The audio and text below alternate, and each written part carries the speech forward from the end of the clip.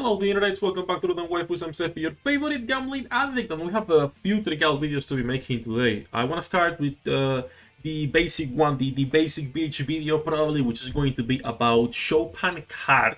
If it's worth pulling for it, how it compares to other cards, and my opinion on where it's going to be on the meta. As usual, all of these videos are a reference. Trickcal is a pretty chill, casual game, right? So you should focus on just getting the characters you like, and that's it. That said, we'll talk about that, and then a second video later today going over the future banners, because we have some new information finally thanks to this update on the files. There were a few extra banners. So that said, let's jump into this. Leave a like, subscribe, comment on the channel, and let's talk about Shoupan card and if it's worth pulling for it or not. This will be a shorter video because cards overall have less to talk about in contrast to, let's say, you know, all of the nice characters, the skills, what they can do, etc. So let's go over the artifact cards. Let's go over what the Shopan card is doing and talk a little bit about this. So this is a 24 cost Shopan magical backpack. This, what it does is every 2 normal attacks by the beater reduces the incoming damage for all allies in the same row as the beater by 18% for 6 seconds on a cooldown of 10 seconds. This effect does not stack, so you can only use it once, and it does give attack and HP, which are pretty good stats, obviously, right?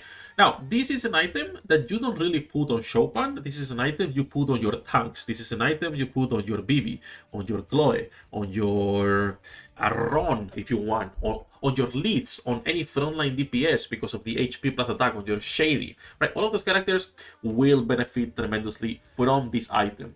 Other characters that can benefit from this are your mid and back row units if you are facing assassins.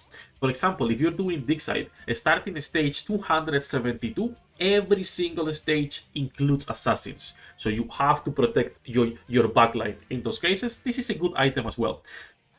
For assassins, even though it's good, it's still worse than leads. It's still worse than the Moonflower because you need to do 2 basic hits to activate it. It's not 100% uptime, so you might get killed before you can even proc it. It depends on your character, right? So that's the first basic effect that this has. And then for Shoupan herself, what this item does with the extra skill, it simply improve her enhanced attack to also give extra shield and make it a little bit better, right? So better heal and an extra shield. Fantastic. Now, for Shopan, I don't like this card because Shopan is a character that's moving back and forth consistently. So yes, it will improve her enhanced attack, but unless you are getting just because of that, it's not worth using on her. She will barely proc this damage reduction. She's consistently going back and forth with her freshman skill, and you want SP regeneration on her so she can spam it, right? So it's a weird card to put on Shopan because, yes, you get the better enhanced attacks, but you are barely proccing this damage reduction. So it's kind of stupid. That's what I will say, that it's better to put this on someone else. Now, I will say it's a really nice card to get. Any source of damage reduction is good for players. It does not affect casual players as much. If you're a casual player, I don't think you need to get it. If you like playing the game, I will say grab a copy of this card, absolutely. It's worse than Yummy Moonflower. So for example, this is an 18% damage reduction at 3 stars for 6 seconds. The Yummy Moonflower in here, it's a 15% damage reduction, but it is permanent, and you can stack this up. You can have 2 Moonflowers, so that's why the Yummy Moonflower is better. It's almost the same cost. It has worse stats with crit rate and crit damage than HP and attack, but still it's a permanent damage reduction. And the same thing applies for the Leeds Worn Western. So this is the best item in the game, I will say, almost.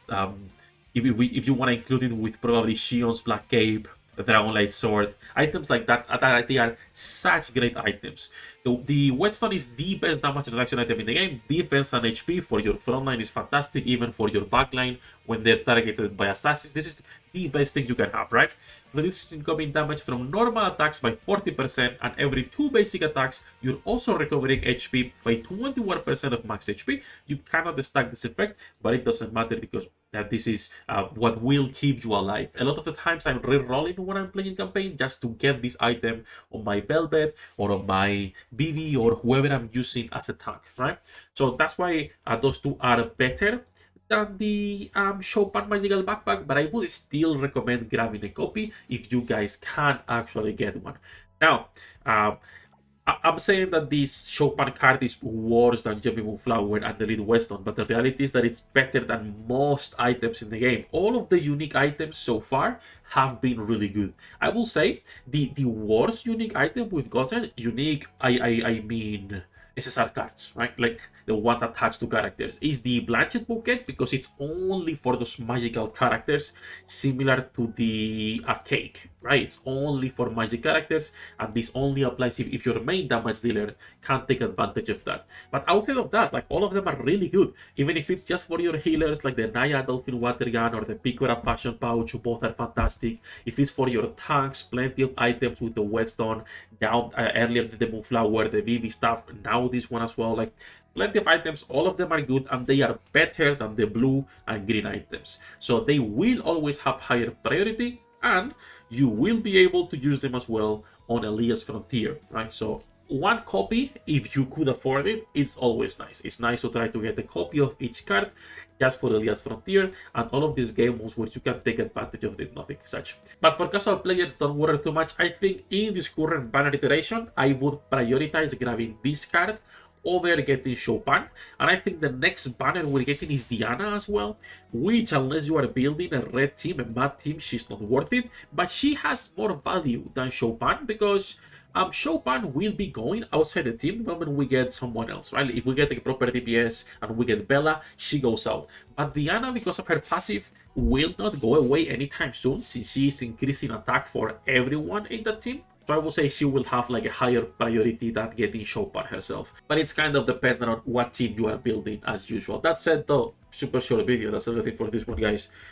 Nothing else to see on the card. In my opinion, it's a fantastic one if you can grab one. It's worse than Moonflower and also the Whetstone, but still that doesn't mean it's a bad card, because in contrast to like everything that's blue or green, it will have more value and more usage. You can use it on any single character in the game as long as you need a damage reduction, and they can proc the 2 normal attacks consistently. So on your Shopan, it's kind of a weird card because she's constantly moving around. Even Komi, that is consistently taking naps, it might not be as good as the Moonflower as well, because it's permanent and you don't have to worry.